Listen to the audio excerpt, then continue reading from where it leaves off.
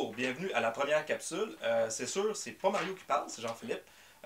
J'ai hijacké la première capsule pour pouvoir répondre, poser des questions à Mario. Fait que je vais commencer tout de suite, t'es prêt? Oui, effectivement. Oui? Bon. Let's go. Depuis combien de temps tu fais tu joues le rôle des maîtres du jeu? Eh, mon Dieu, j'ai commencé en étant maître du jeu. Je pense que j'ai fait une game de Donjon Dragon, puis après ça, j'ai pris le rôle de maître du donjon, parce qu'il n'y a pas grand monde qui veut le faire. Donc, ça fait, mon Dieu, 26 ans que je mestre. Puis j'ai peut-être joué une vingtaine de fois dans le total. Fait que t'aimes-tu mieux plus jouer ou faire le rôle de... Non, parce que je suis tellement habitué à cette heure de mestrer que quand je joue, on dirait que jamais j'ai toujours quelque chose à dire ou whatever, ou jamais l'histoire. As-tu commencé avec Donjon Dragon ou tu as commencé avec un autre... J'ai commencé avec Donjon Dragon, deuxième édition Advanced. Ok, fait que ça nous rajeunit pas. Non, dans le temps que ça prenait un cours d'algèbre pour jouer à Donjon. Oui, effectivement. Ouais, c'est ça. Puis tu juste joué avec Donjon ou tu as joué avec d'autres... J'ai commencé avec Donjon pendant des années. J'ai fait Rift, j'ai fait Heroes Unlimited, qui était le même, mais c'était super-héros. Vampire, Werewolf et compagnie. Chez Star Trek, on a joué ensemble un petit peu. Ouais, ça c'est plus loin. Là, après ça, il y a eu Donjon Dragon 3, Donjon Dragon 3.5, Pathfinder, Donjon Dragon 4e édition. Puis là, de plus récemment, Shadowrun, évidemment, mélangé entre tout. Puis je suis sûr que j'en oublie la moitié. puis là, à cette heure, avec le système 2D20 de Modifius, Star Trek, j'ai fait un bout avec Star Wars FFG, Star Wars D20, Star Wars. Toute la panoplie. Puis y en a d'autres que tu voudrais essayer éventuellement ou c'est... Tales from the Loop m'intéresse, Okay. Étant donné que c'est le jeu de l'année. Puis évidemment, il y en a beaucoup qui s'en viennent. Ouais, il est juste là. Juste là. Il y en a beaucoup qui s'en viennent cette année que je suis particulièrement, j'ai vraiment hâte de voir. Warhammer, Wrath and Glory 40K. Okay. Les nouveaux systèmes de White Wolf qui devraient sortir en décembre. Vampire, Werewolf et Mage et toute la série qui viennent avec. Y en avait-tu d'autres? Il me semble que oui. Puis... en tout cas. Ouais. Puis dans tous ceux-là, ton préféré, c'est-tu Donjon Dragon ou ben... Non, honnêtement, mon préféré, c'est le système 2D20 de Modifius. Que je... C'est le système qui... il y a toujours un style à tout là, dans la vie. Puis, même en tant que maître de donjon. Puis le système 2D20, c'est celui que je trouve qui force un peu plus le roleplay aux joueurs. Il est vraiment fait pour ça. Puis dans l'application de Star Trek ou même Mutant Year Zero ou des choses comme ça, c'est vraiment... c'est mon préféré. Puis c'est à quel moment à peu près qui t'est venu l'idée de filmer justement la game de Donjon Dragon, de pousser comme l'expérience plus loin dans le fond? Ben là, n'importe qui commence un show comme ça puis qui mentionne pas M. Matt Mercer puis Critical Role aurait besoin d'un reality Oui, check. en effet. Ça serait... mais donc l'idée, l'inspiration du projet vient de Critical Role. Okay. Si ça n'aurait pas été de ces pionniers-là, on n'aurait juste pas. Puis ensuite, c'est de fil en aiguille, puis à force de parler, puis à un moment donné, c'était un projet qui pouvait être fait. Puis on a juste décidé de se lancer. Je pense qu'il n'y a pas eu de déclencheur. C'est comme on dirait que c'est comme une suite d'événements qui a fait. Très organique, comme processus très organique. Puis que finalement, j'en ai parlé avec le propriétaire de Jeux AZ, M. Tremblay, puis il a dit go! Fait on en est là. Puis tu disais dans une capsule précédente que Roll les dés était devenu quelque chose de différent pour chacun de nous autres. Pour toi, c'est quoi à peu près l'ultime game. L'ultime game. Ah ouais, c'est l'ultime game. Moi, je suis un DM très... L'histoire est plus importante que les chiffres. Donc, c'est ma chance de vraiment faire une game qui suit le cours narratif de ce que je veux, puis où les joueurs sont vraiment roleplay first, histoire first. Donc, c'est vraiment, moi, c'est comme un espèce c'est mon rêve. Là. J'ai assemblé de mon jouer équipe. Le dieu ultime. Pas le dieu, mais d'avoir quelqu'un, c'est comme, en tant que DM, on crée une espèce de sandbox, de boîte de carré de sable. Puis d'avoir des joueurs qui sont capables de s'asseoir là, puis de m'en redonner autant, qui me forcent à travailler, puis à improviser, puis à augmenter, au lieu que ça soit juste, ça finisse juste à rouler des devins sur une table. Moi, je suis là pour créer une histoire. Puis là, cet univers-là que tu as créé, tu me disais que c'est à peu près la grosseur de l'Australie. Es-tu capable de nous donner plus de détails? Le nom du monde, et là, certains qui ont joué avec moi dans le passé vont comprendre exactement ce que je veux dire, parce que c'est un monde que ça fait des années que je travaille dessus. C'est Runalis. Ça, c'est le nom de la planète. Il y a beaucoup d'autres continents Ok, fait que c'est pas juste non, ça. non, Là, Scoffard est juste une petite parcelle du monde, Ok. d'où le point qui c'est la grosseur de l'Australie. Et Scoffard est quand même, pour l'instant, relativement isolé Ok. du reste de ce qui se passe, mais c'est une contrée qui est, dans son isolement, fait qu'elle a peut-être pas souffert autant que les autres. Du reste, je veux pas trop en donner parce que tu joues dans le game. Hein? Oui, en effet, j'ai pas fait spoiler! Fait que, mais oui, Scoffard est unique. On va probablement, à un certain point, voir, j'ai des invités spéciaux qui ont déjà joué dans l'univers. Ils savent même pas, ils vont le savoir en regardant la vidéo. Surprise! Que je vais ramener, dont un, probablement on va entendre parler. JP, tu l'as peut-être entendu parler au magasin, des Ten Forciers. Non. Non, ben tu vas en entendre parler, les Ten Forciens. Puis si on va là, ben, on va demander à la personne qui les a créés lui-même de venir jouer. Cool. Et donc ça a rapport avec les anges, puisque le kit. Donc un lien un petit peu avec un de nos personnages qui va être dans la game.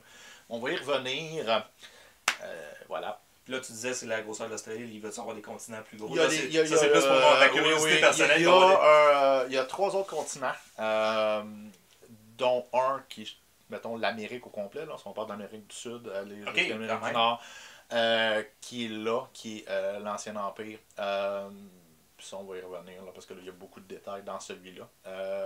Si on y va, parce que ça dépend toujours, ça dépend toujours du narratif qu'on va créer. Le narratif.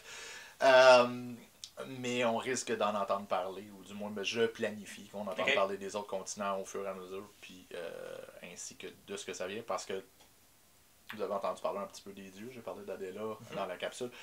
Chaque contrée a ses propres versions des dieux, ils sont pas toujours nécessairement pareils. Fait on a des dieux fait que c'est spécial. On va y revenir. Mais ça fait des années que le monde a travaillé, donc il y a beaucoup de stock en arrière. Puis de ce projet-là, si on le compare à ce qui se fait présentement sur Internet, ça serait quoi les différences majeures entre ce qu'on fait nous autres et ce qu'on peut retrouver déjà sur Internet? Je pense que on est assez... c'est l'humilité, un petit peu. Parce qu'on fait pas ça vraiment pour...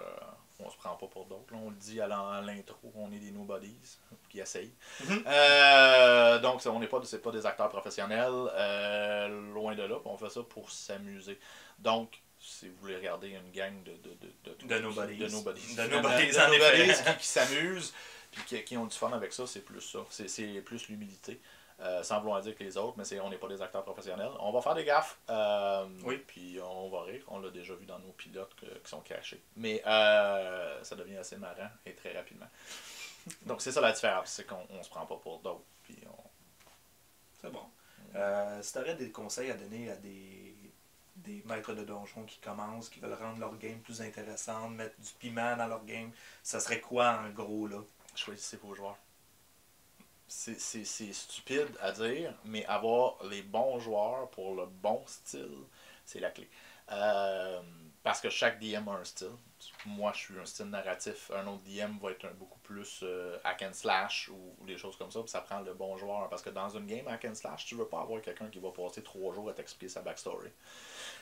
C'est vraiment, c'est d'avoir... C'est ça, il y a des joueurs qui sont vraiment plus, comment je peux dire, qui aiment créer un personnage, tandis qu'il y en a qui se présentent là, puis c'est pour rouler des dés. Ils ont créé un personnage pour pouvoir rouler 60 dés à la table, puis de... Donc, par exemple, un power gamer, quelqu'un qui est là pour optimiser son personnage ou quelque chose, je trouverais ça plate de jouer dans une game où on peut passer 3 heures à faire du shopping. En effet. Ça revient pas mal à ça. Donc, choisir les bonnes personnes, ça va beaucoup aider. Parce que si vous avez les bonnes personnes, eux autres vont vous donner l'inspiration pour continuer à travailler. Donc, vous êtes capable d'offsetter ce qu'on appelle le DM burnout, qui est un certain mois à force de DM une fois par semaine, vient que... Parce que dans le fond, quand ça arrive, c'est parce que tu supportes toute l'histoire sur tes épaules. Puis c'est pas les jeux. Parce qu'une game où les joueurs vont vouloir faire du roleplay, ils vont t'apporter beaucoup d'éléments d'histoire que c'est facile pour toi. C'est pour ça pour toi, c'est facile pour toi de l'intégrer dans l'histoire. Ça réduit la tâche. Des fois, ça prend juste une parcelle d'improvisation pour partir une histoire à gauche et à droite, puis là, vous ne la verrez pas venir. Mais ça, c'est une question d'avoir vraiment les bons joueurs pour le style de DMing. C'est probablement la clé, parce qu'à partir de là, ça devient beaucoup plus simple. Puis, dernière question. Yes. On voit beaucoup de logos de jeux A à Z dans nos capsules, mais il y a d'autres personnes qui nous aident dans ce projet-là. Là. On a d'autres contributeurs. Peux-tu nous en parler? Oui, le premier, Xolk. Xolk, qui est une compagnie québécoise qui va fournir une partie, la majeure partie de tous les décors pour les Battle Maps. C'est une compagnie qui se spécialise dans justement les terrains, que ce soit Warhammer, Donjon ou etc. Ils sont faits en bois, genre semi-cartonné. Puis les assemblées sont superbes. C'est vraiment... Le niveau de détail.